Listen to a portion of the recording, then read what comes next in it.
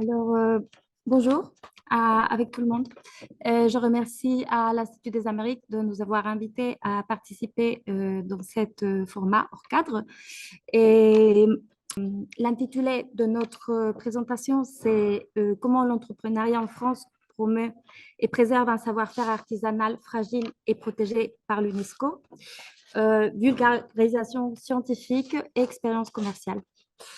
Et alors, ici, d'abord, je voulais dire que je vais parler en tant que cofondatrice de, de une entreprise qui s'appelle Yakina Andean Fabrics.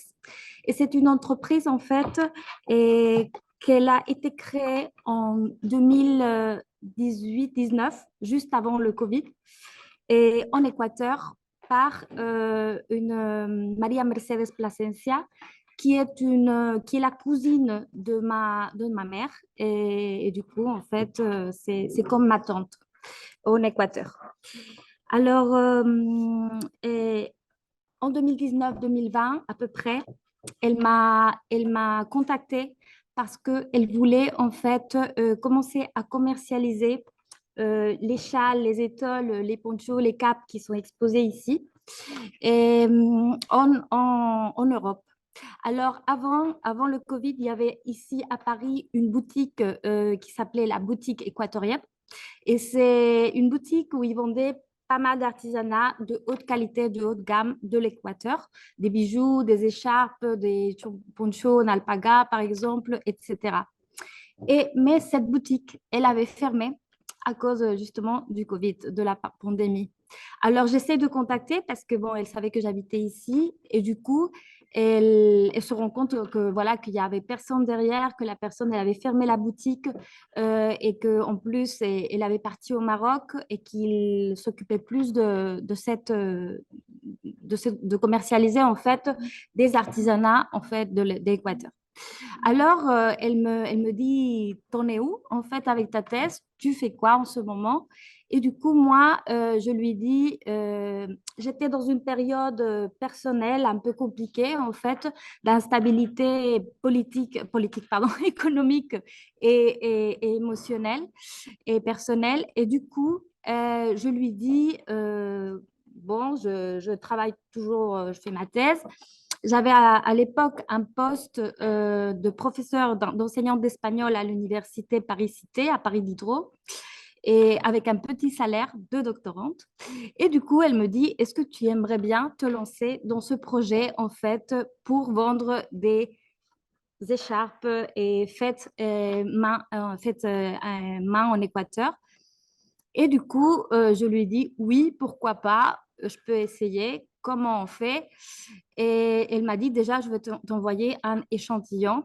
Le premier échantillon, il a été envoyé avec Anna Gendron, qu'elle est aussi équatorienne, anthropologue, et qu'elle était en Équateur. Et du coup, c'est elle qui m'a apporté dans le petit sac à main qui est là-bas, en fait, les écharpes et un premier échantillon. Voilà. Alors, tout ça pour un peu contextualiser. Le temps passe et il y a plein de questions que je me pose. Une des questions, c'était comment en fait positionner des châles et des écharpes peut-être un peu colorées, voilà, en France, à Paris, et comment le faire en fait. Je commençais à me poser des questions parce que je me rendais compte que la commercialisation et le marketing et les photos qui étaient produites là-bas par l'entreprise de ma tante, elles ne correspondaient pas à la mode européenne, contemporaine et française. Alors, c'était une des premières questions, mais aussi, il y avait en fait la question par rapport à la technique. Il s'agit d'une technique qui s'appelle ICAT et que c'est une technique qui a été déclarée en 2015 patrimoine immatériel de l'UNESCO de l'Équateur et ça a été en fait sous les critères de la déclaration patrimoniale immatérielle de l'UNESCO. Et du coup, en échangeant avec Marie, ma collègue, Marie, on travaille en fait dans le même bureau, je lui raconte un petit peu l'histoire et Marie, en fait, me dit, s'intéresse direct. Marie, elle est archéologue, je vais la présenter tout à l'heure. Et en fait, elle s'intéresse direct à ce tissu et à cette technique millénaire appelée ICAT. Elle va vous raconter tout ça là tout à l'heure. Et du coup, je lui dis, je ne sais pas où vendre et comment vendre ces châles. Je ne sais pas quoi faire avec ça. Et Marie, elle me dit, en fait, tu pourrais peut-être vendre, tu connais Etsy? Je lui dis, non, je ne connais pas Etsy. Elle me dit, bah, en fait, c'est comme Amazon, mais pour des questions artisanales, fait main, etc. Alors, je commence à chercher, je propose à ma tante, et ma tante me dit, bah oui, pourquoi pas, tu pourrais essayer là, et voilà. Alors, la première question pour le e-commerce, c'était des bonnes photos, des belles photos et pas forcément les photos avec l'œil de la mode latino-américaine, mais avec un œil plutôt européen. Voilà, c'est un peu ça le contexte. Du coup, je vais vous présenter Marie. Marie, elle prépare son projet de thèse en archéologie andine.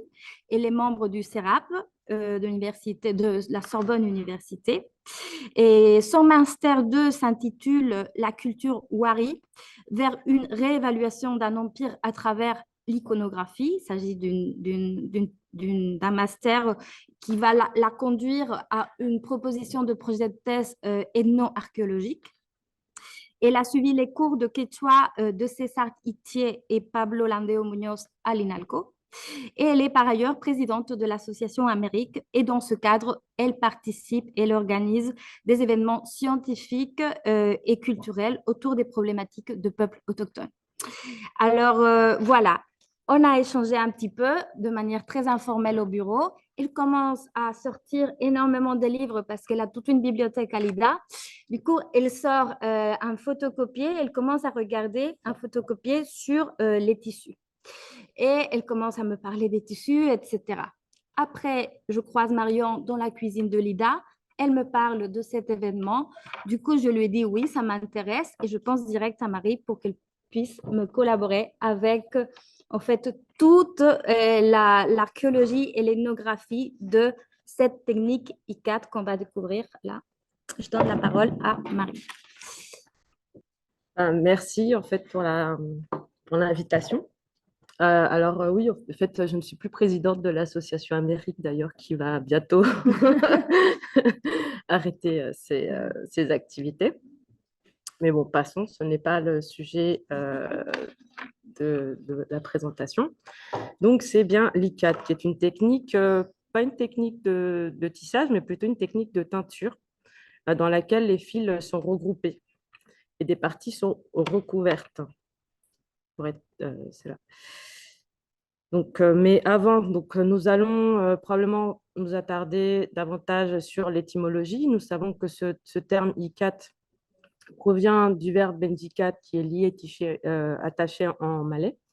Mais l'ikat connaît d'autres appellations. Donc, Kewatek, Kasuri en japonais, Ol en Cambodge, Tarbit en Syrie, Reboso au Mexique, Watado qui vient de Watai, donc un verbe quechua et Macan.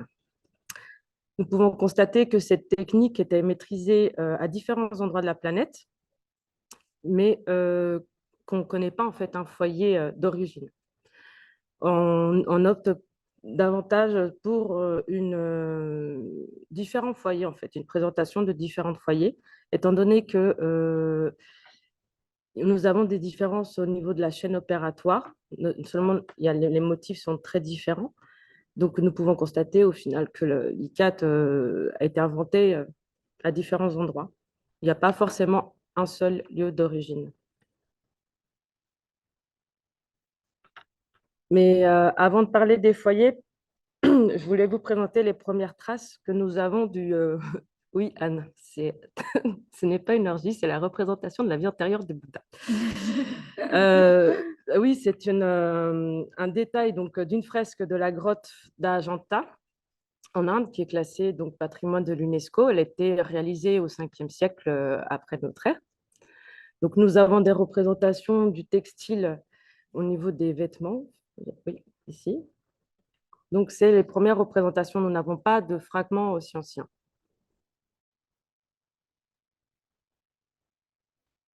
Nous avons trouvé, enfin, pas moi, évidemment, mais les archéologues, des fragments yéménites sur le site de Fosta, en Égypte. Il faut savoir que Fosta était l'une des premières capitales de l'Empire islamique. Donc, ce qui explique sa présence. Nous savons que ce textile est composé de lin et de soie, en accord avec les règles de l'islam, puisque les hommes ne peuvent pas porter de la soie, ni de l'or, en principe. Le commerce, la conquête islamique a permis aussi d'élargir le commerce de l'ICAT, puisque nous allons trouver non seulement le commerce, mais aussi la technique, puisque nous allons la retrouver aussi en Afrique, notamment au Nigeria. En ce qui concerne les foyers, donc on a évoqué la question du Yémen, d'accord, qui produit un ICAT rayé, l'Inde aussi, donc avec sa représentation sur la fresque, mais aussi par en fait, les écrits d'Ibn Battuta, justement, décrivent une production dans la région de Gujarat, une production qui est très prisée parce que c'est une technique, c'est du duplicat. Donc, nous avons aussi, comme autre centre, l'Asie centrale, ici, qui s'est diffusé vers l'Empire perso-turc, et à partir de l'Empire perso-turc, en fait, il va en Russie. Les foyers, surtout ces deux-là, en fait, ils communiquaient, puisque ces techniques qu'on voit en Inde, on va les retrouver aussi en Asie du Sud, et évidemment au Japon, et Nigeria, etc. Oh, mince, je vous spoil. C'est où déjà ça? Ouais.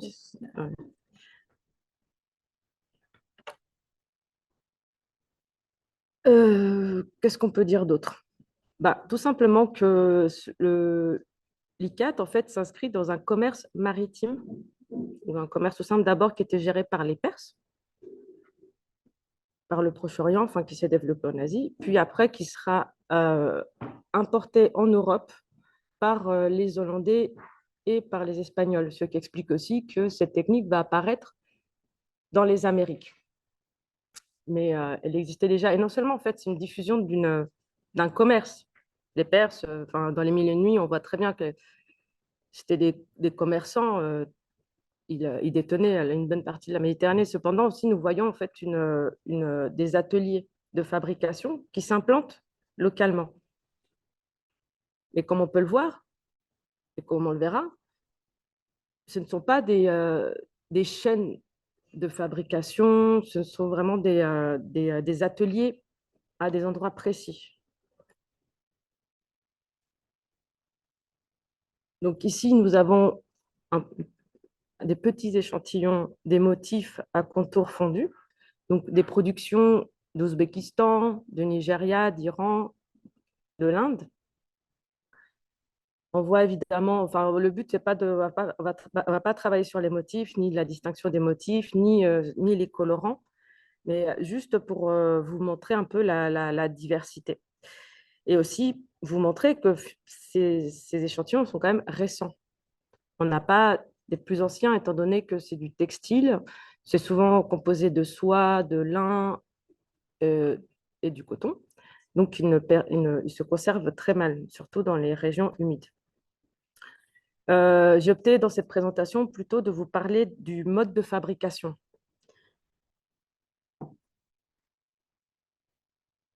Donc, d'un mode de fabrication plutôt artisanal. Donc, j'ai pris en exemple l'Indonésie. Et pour l'opposer, si on peut dire, à une production plutôt semi-industrielle qu'on va retrouver à Damas et Alep. Donc, en Indonésie, nous avons plusieurs types d'ICAT. Nous avons le Kewatek Watana, le Kewatek Kiwane et le Kewatek Gragra. La particularité de la production en Indonésie, c'est que elle est gérée par un groupe, le groupe des matriarcales, et c'est par famille.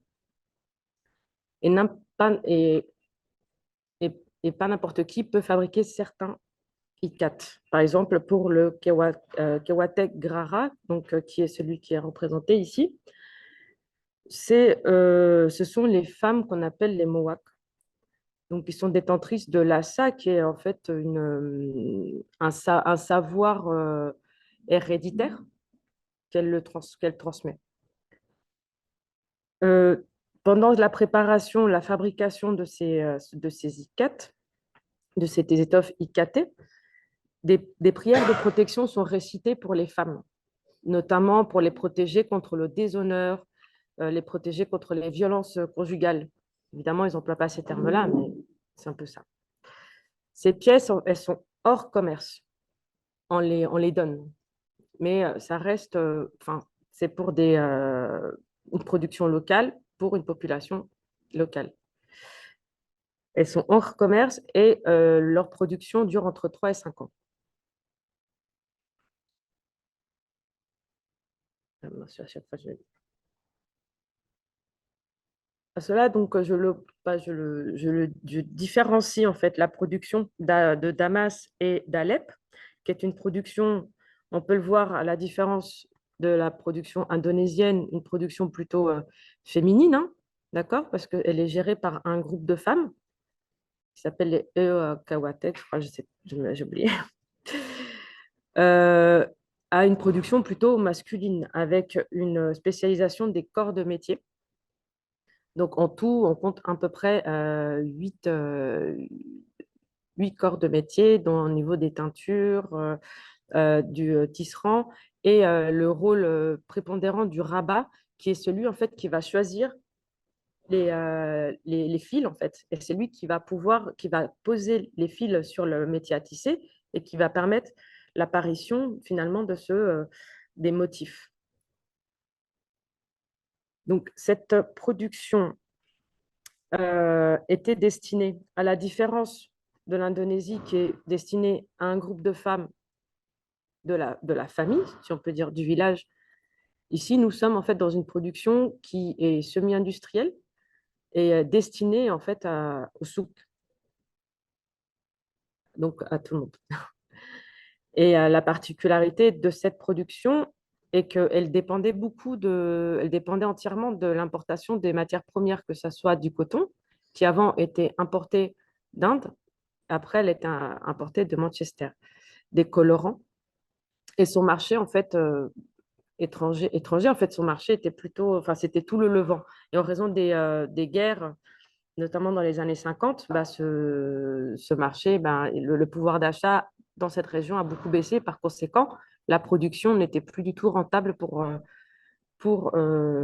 les artisans de cette partie. Mais pour ne pas finir dans une note négative, j'aimerais évoquer le cas de l'Ouzbékistan.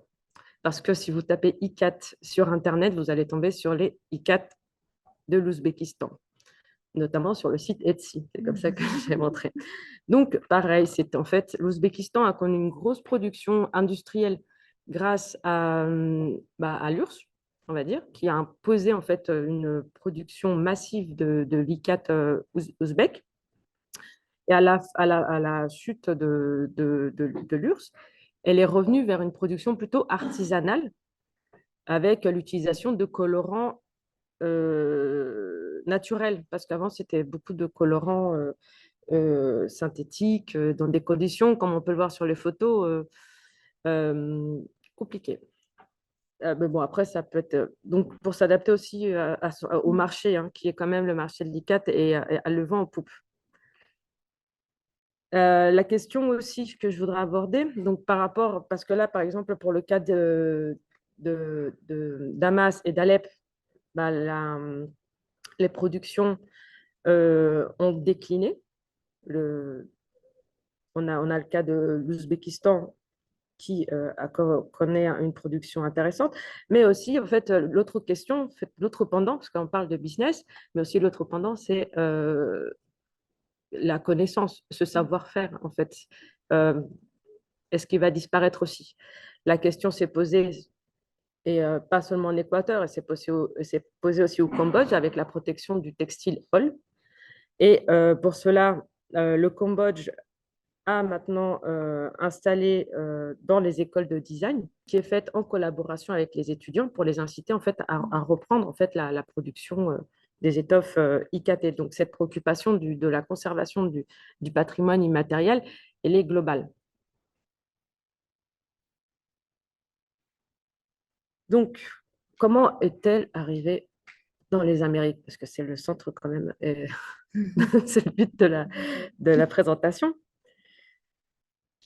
Mais avant cela, nous allons commencer par, est-ce qu'il y en avait déjà sur le continent américain? Et la réponse est oui.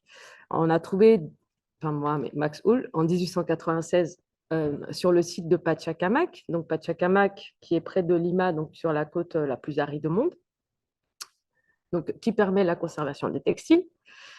On a trouvé quelques fragments de la d'étoffes IKT, semble-t-il associé à la culture Chimu, qui vient du nord du Pérou. La datation approximative a été faite par Bennett et elle serait de 1300 après notre ère. Donc, c'est tout ce qu'on a.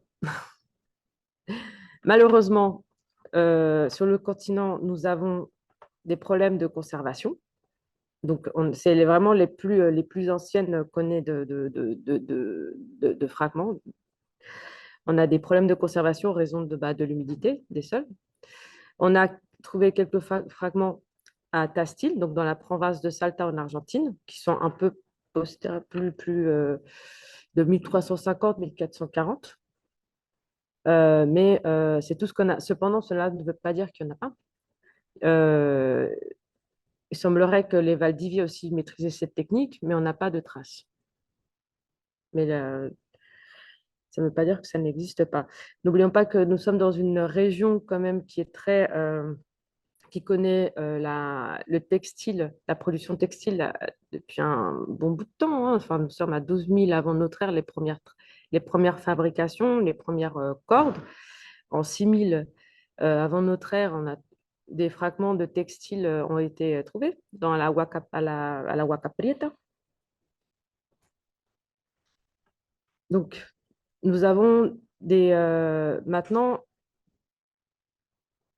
un changement qui s'est produit avec l'arrivée des Espagnols, puisque des nouvelles matières. Donc, nous avons eu des traces préhispaniques et des changements ont été faits, sont arrivés avec les Espagnols, notamment l'importation de nouvelles matières. Donc, on parle de la laine de mouton, de soie, des teintures aussi, et le métier à pédale. Et évidemment, un savoir-faire de l'ICAT qui était beaucoup plus perfectionné parce que ces fragments, ils ne sont pas représentatifs d'une production à grande échelle, ni une maîtrise telle qu'on va le voir après. Par exemple, nous avons ici une étoffe IKT du Chili. Elle est récente, certes, mais ça montre que quand même il y a un intérêt, etc. Nous savons que des foyers ont été émergés en Amérique du Sud, dans le nord de la Colombie, dans un village de Morroa, en Bolivie, dans le nord de La Paz, à Calza, à Calchadura, dans le département de Potosí, dans la zone de Tarabuco, au Chili, donc chez les Mapuches, et au Pérou, à Cajamarca, à San Miguel de Payaques. Ce qu'on peut constater, c'est que ces foyers de production, ce sont des petites unités de production qui sont géolocalisés à des endroits très précis, à des villages ou des hameaux, et qui sont très éloignés les uns des autres. Ça, c'est au niveau global. Maintenant, on va s'intéresser plutôt à l'équateur. Comment Cuenca est devenu le textile, enfin, l'équateur, le nombril du textile, et d'autant plus Cuenca. Donc, à la période coloniale, l'Équateur va commencer à se spécialiser dans la production de textiles, ce qui va conduire à une nouvelle forme d'organisation, de fabrication, parce qu'avant, chez les Incas, c'était vraiment des unités plutôt familiales. Ces unités de production, donc c'est des ateliers de tisserands qui s'appellent des obrajes, sont réputés dans la littérature comme étant des endroits où les conditions de travail étaient quand même frôlées à l'esclavagisme. Puisqu'elle mettait en fait les, euh, les patrons espagnols parlaient en quechua aux Indiens qui travaillaient pour eux. Et donc, de là a émergé le quichua, une sorte d'harmonisation, d'adoption, d'adaptation, d'assimilation linguistique. Il faut savoir que pour ce qui concerne la Macana, en tout cas, on a très peu d'informations pour cette région. Malheureusement, en fait, alors que c'est une région qui a connu un fort métissage. Un fort métissage. Probablement que l'ICAT a été influencé en fait par l'Andalousie, par les châles andalous. Et, euh, et on peut le déduire en fait à partir de l'architecture andalouse qu'on retrouve en fait dans la région des Cuenca. Ce qu'on peut noter, c'est que la Macana va devenir un élément identitaire, d'abord régional et équatorien par la suite, et ce souci de la conservation de son mode de production artisanale codifié.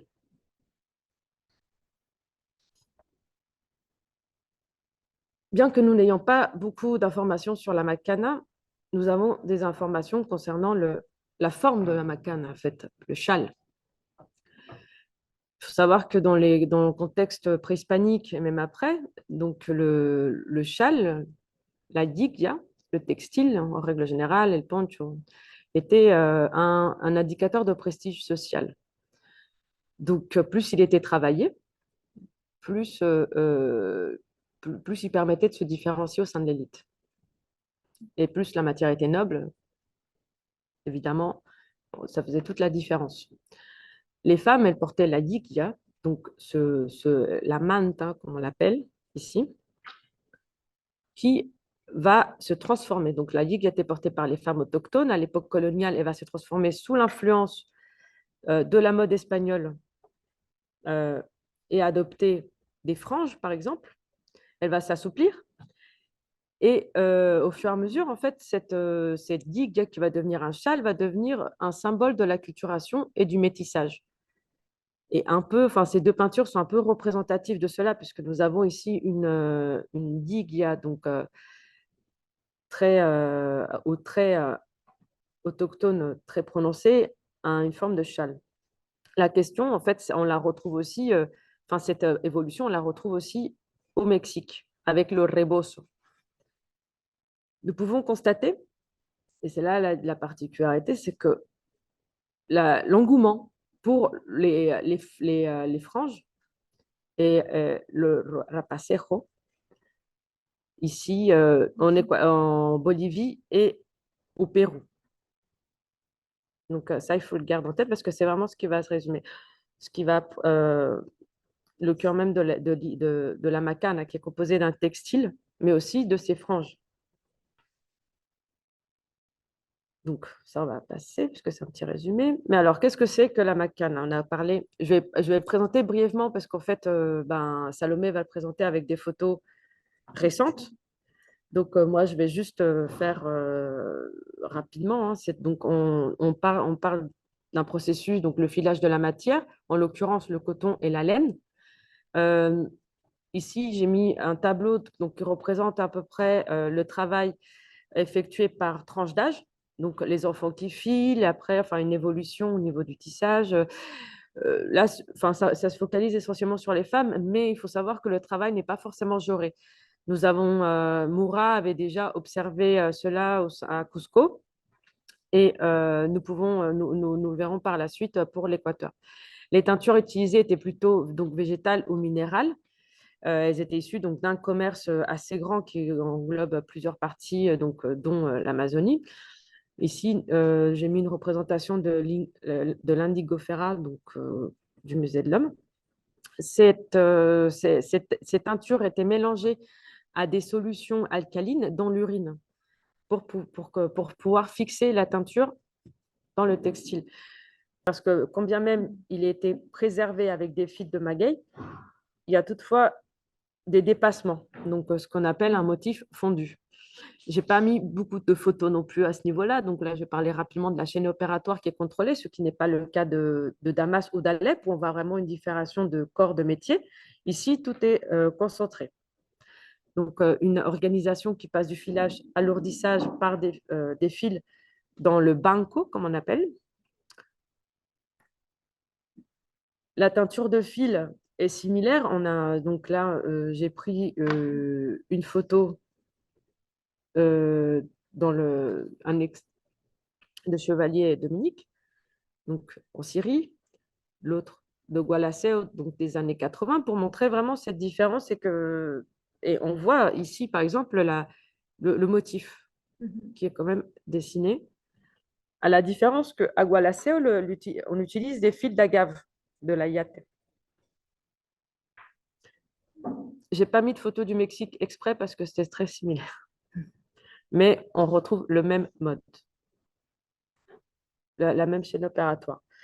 Le tissage se fait donc avec un métier à la ceinture. On n'a pas changé, hein, ici, à l'époque préhispanique, donc en tout cas, les représentations de Guamampoma d'Ayal.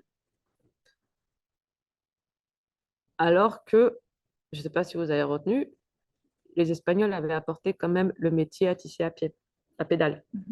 On garde quand même cette utilisation. Et là, j'ai mis un petit extrait, enfin, différentes structures de tissage pour vous montrer les différences entre le fil de trame, le fil de chaîne. Donc ici, nous avons les deux superposés. Ici, c'est le fil de chaîne qui prédomine. Et ici, le fil de trame. L'ikat se fait à partir de fil de chaîne. Le fil, la patola en Inde, va plutôt opter pour ce mode, pour cette structure de tissage. Mais la plupart du temps, dans la plupart des cas plutôt, les tisserands ont opté pour le tissage avec des fils de chaîne. Alors, je reviens sur la question des franges, parce qu'au départ, je ne trouvais pas ça très joli. C'est vrai. Mais après, quand j'ai vu toute l'application de travail que ça implique, j'ai trouvé ça colossal. Ces motifs, en fait, qui sont le rapacejo,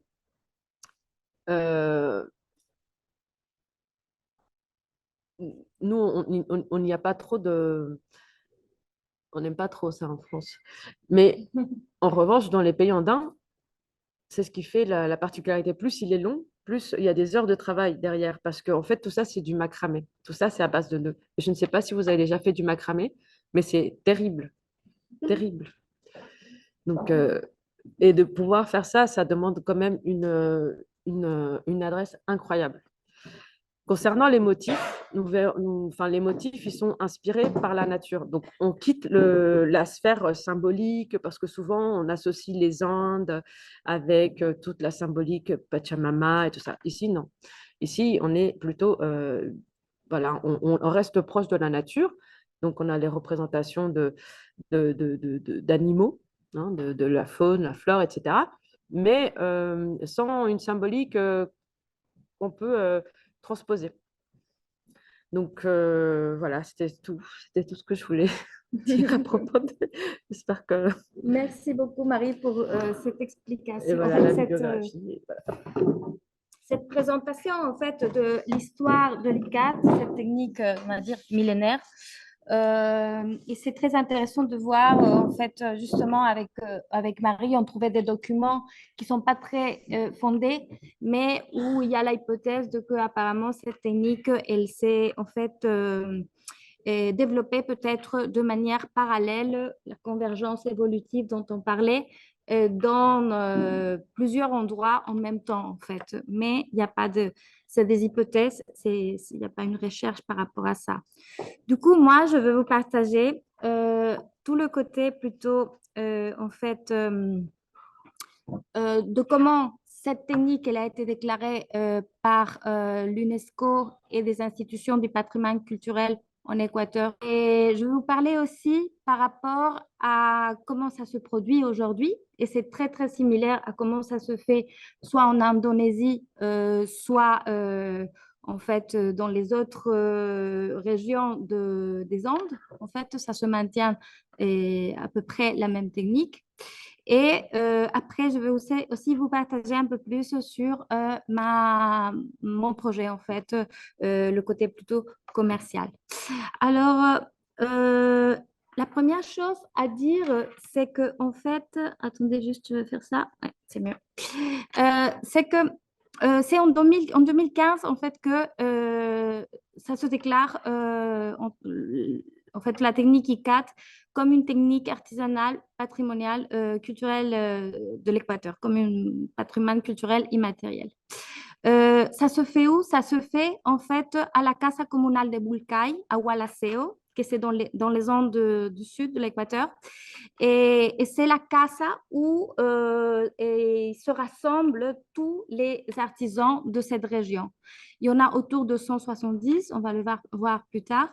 Euh, et ça se produit juste ici en Équateur, dans cet endroit, à Bulcay et dans une autre communauté aussi.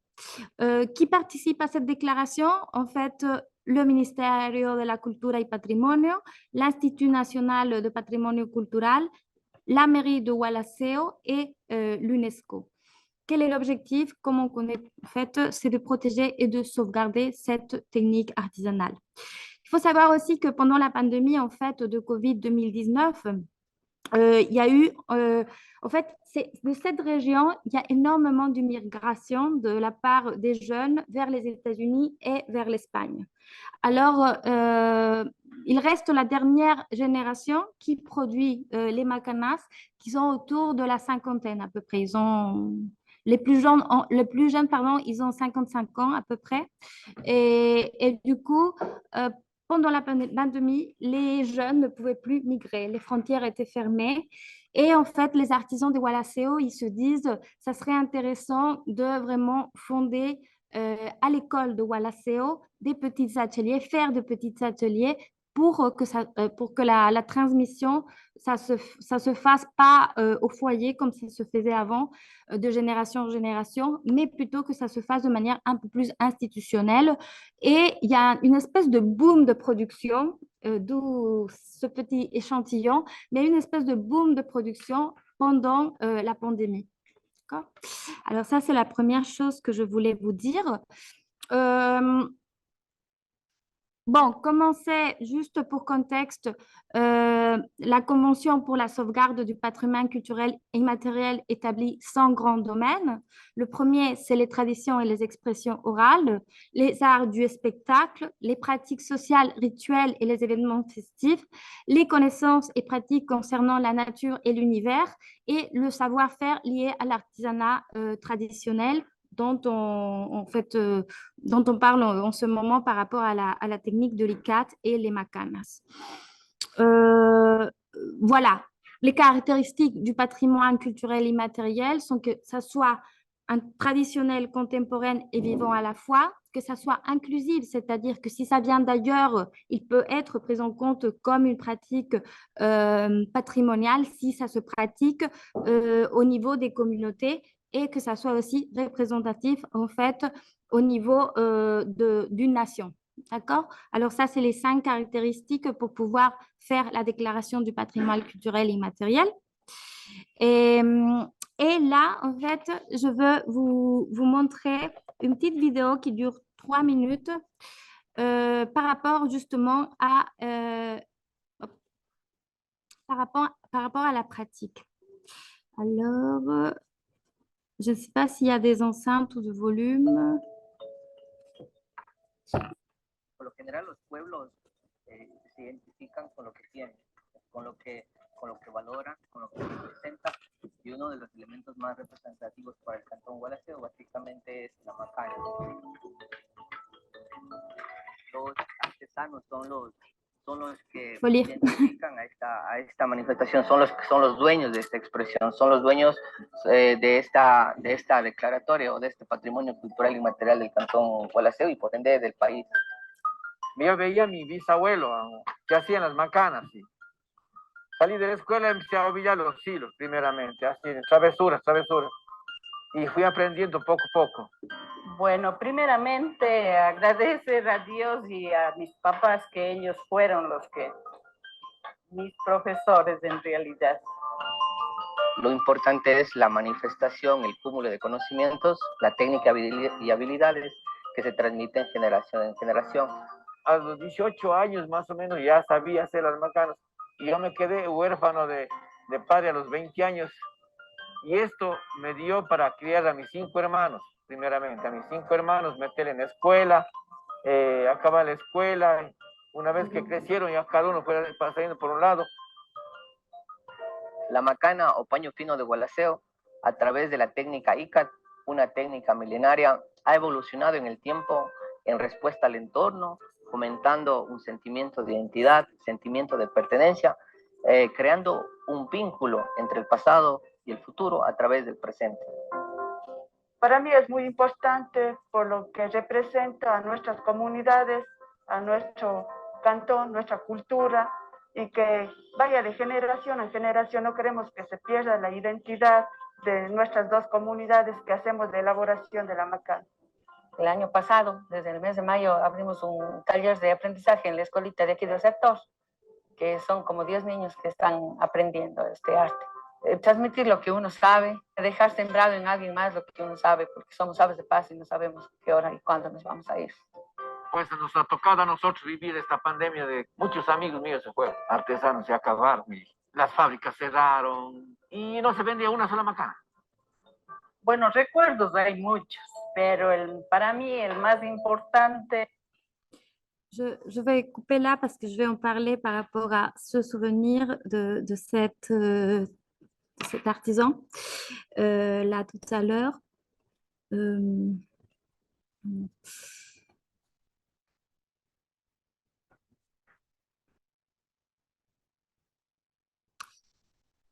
Voilà, alors là, on a pu voir en fait à peu près comment ça se produit les macanas aujourd'hui.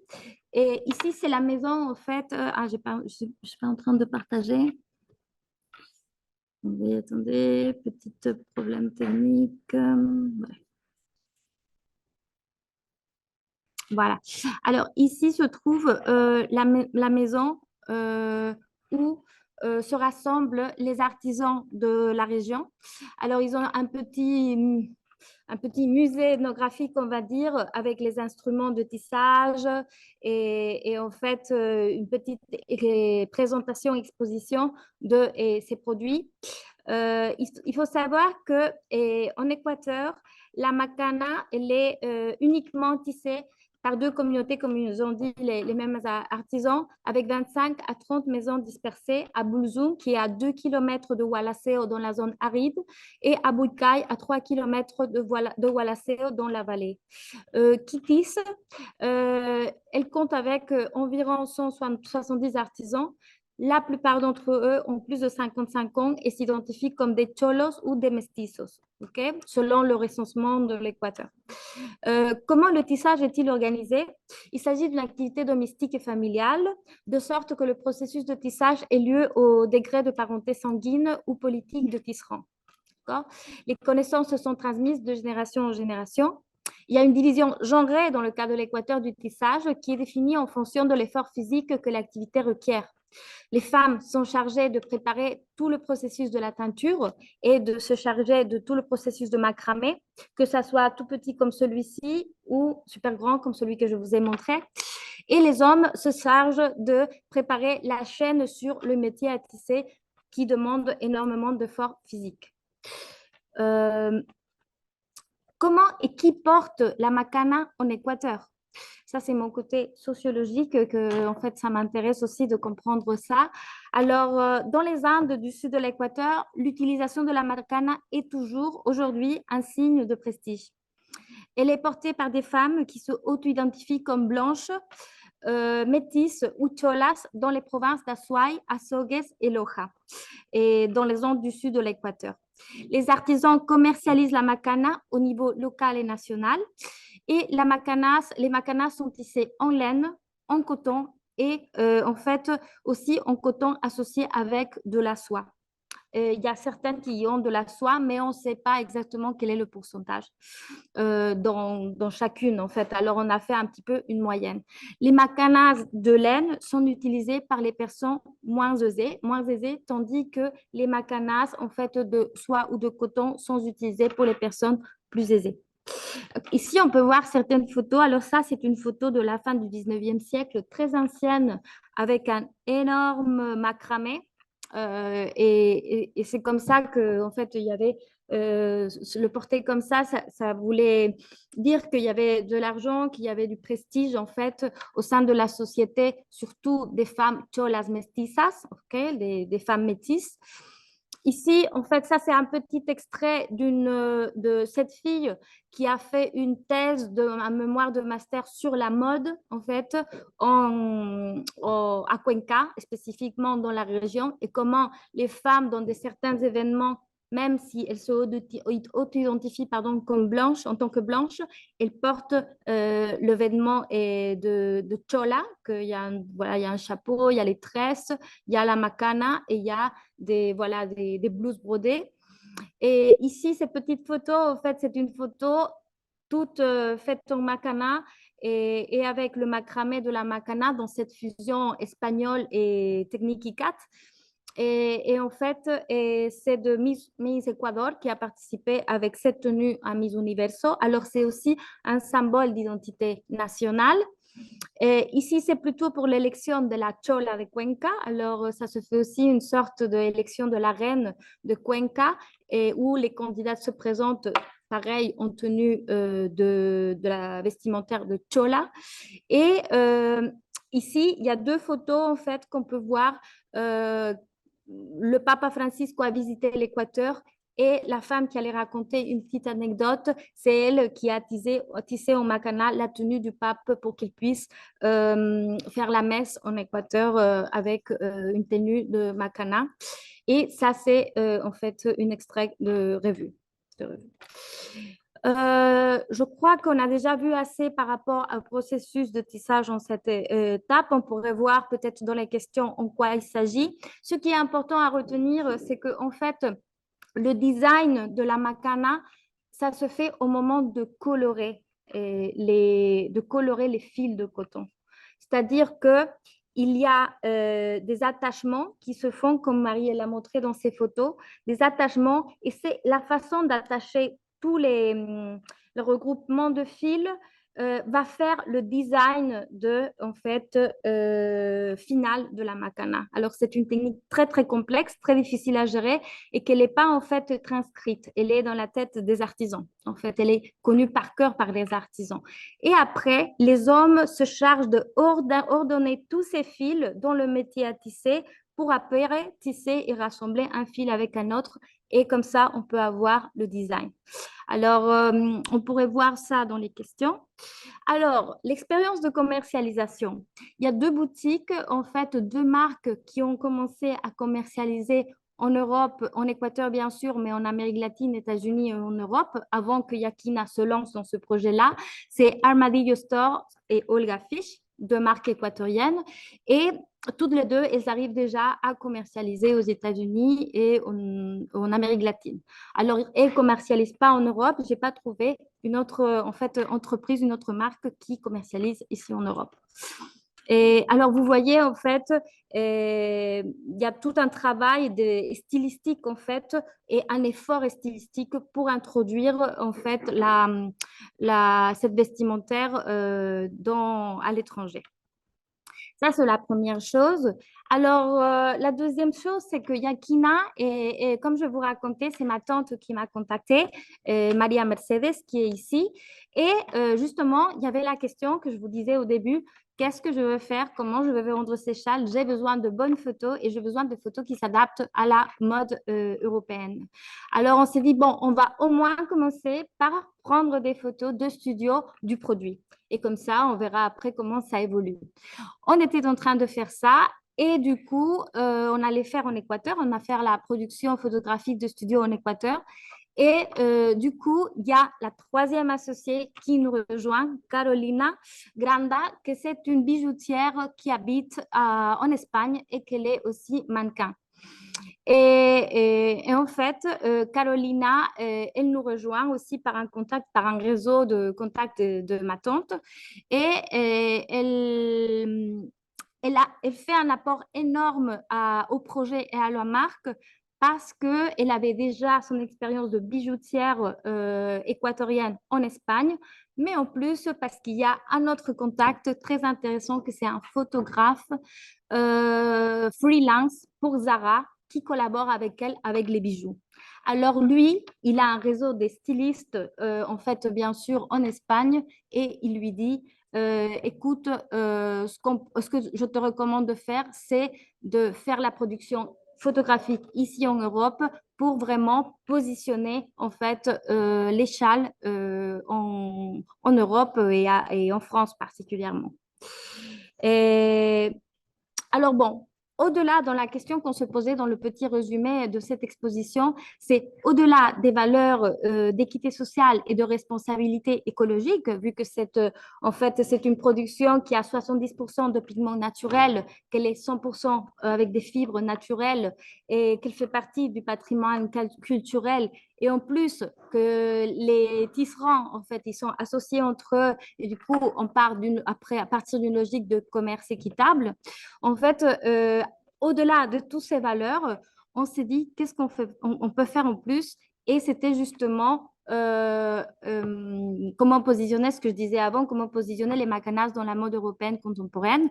Et c'était justement cette production photographique en Europe et en fait embaucher une styliste pour qu'elle puisse donner ce côté bohème chic, bobo peut-être à cette vestimentaire. Alors ici, on peut observer certains looks qu'a fait les stylistes pour pouvoir faire toute la production photographique dans deux endroits, en fait, le Moulin d'Almeria, dans le sud, dans la région aussi d'Andalousie, en fait, de l'Espagne, et la plage de Los Genoveses. Alors, du coup, elle nous a proposé plein voilà, de looks, et comme ça, on est arrivé à ces photos, en fait, notre première production des photos pour commencer le marketing en France. Avant, je vais vous montrer aussi des photos de comment c'était en fait la commercialisation, comment ça se fait, la commercialisation en Équateur, quel est le marketing en Équateur. Alors, il y a aussi un effort en fait d'intégrer et positionner cette marque au niveau urbain. La vestimentaire, etc. Mais en fait, comme moi j'ai vu les photos, je me suis dit, il faut penser à un autre œil en fait concernant la mode européenne contemporaine. Et voilà, ça a été ça le résultat. Et après aussi, en fait, moi, j'ai comme notre carte de présentation que vous l'avez vu circuler en fait là tout à l'heure. J'essaye toujours, bien sûr, de reconnaître tous les travaux de tisserands, des artisans, et pour pouvoir valoriser justement ce patrimoine. Après, il faut dire aussi qu'on est en train de faire des efforts très importants pour soutenir cette école pour les enfants à Wallaceo. Alors, de toutes nos ventes, on est en train en fait, vraiment régulariser et institutionnaliser que de toutes les ventes que se fassent à l'étranger, il y a 5% que soit donné à cette école de Wallaceo pour que les enfants puissent peut-être s'intéresser et connaître et apprendre cette technique patrimoniale. Voilà, c'est un peu tout. Qu'est-ce que je peux dire en plus? Oui, aussi, il faudrait dire qu'est-ce que signifie en fait Yakina. Alors là, le 7 novembre, ma tante m'a envoyé un petit message parce que je lui ai posé la question. Elle lui dit, bon, on sait jamais, on n'a pas échangé par rapport à ça. Alors, elle m'a dit ça. Aujourd'hui, j'ai trouvé mes notes et je t'envoie les mots de référence en quichua. Alors, elle s'est inspirée du quichua. Le quichua est très, très présent en Équateur, que ce soit par une inspiration en fait d'une recherche d'ethno-nation, en fait, cette idée, cette espèce d'imaginaire de que il y a eu une grande civilisation avant l'arrivée des Espagnols. Mais aussi, en fait, elle est très courante et on mélange beaucoup dans la région de la Sierra de l'Équateur, l'espagnol avec des mots, en fait, en quichua. Et c'est devenu très à la mode, en fait. Il y a pas mal de marques équatoriennes qui s'inspirent du quechua voilà, pour créer le nom d'une marque. Alors, elle a repris le mot de yapuna, que ça veut dire charrue, de yaparina, que ça veut dire se rassembler, de yachana, que ça veut dire savoir et apprendre. Et pour le complément, elle a choisi, en fait, elle a pensé au verbe chaskina, que ça veut dire recevoir. Et c'est ainsi que, en fait, en pensant à tout ça, elle a décidé de créer le mot de yakina. Voilà. Je crois que peut-être si vous voulez, on peut juste jeter un œil à, voilà, à ça, que c'est peut-être le cœur de tout ce travail. Oh, pardon. Que c'est en fait pour faire le parallèle avec la présentation de Marie. On peut voir ici le processus de tissage qu'on a déjà un peu vu dans la vidéo.